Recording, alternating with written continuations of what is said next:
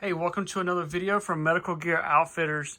It is getting that time of year. We're winding down to the end of the year, and we will definitely have a Black Friday sale this year, and hopefully it'll be a good one for us. As a small business, sales have been down just a little bit this year, so hopefully for a good Black Friday sales.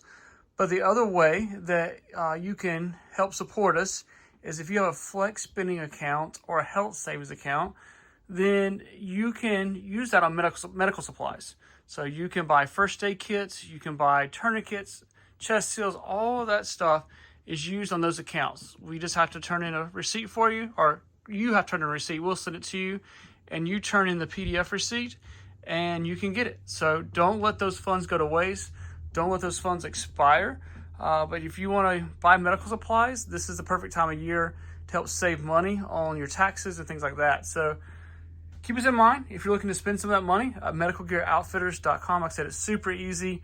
Everything that we have on the website is good to go. So kits and supplies, all that can be purchased. So if you have any questions, just shoot me an email. I'll be more than happy to answer for you. But don't let your money expire. Don't let it just go bad.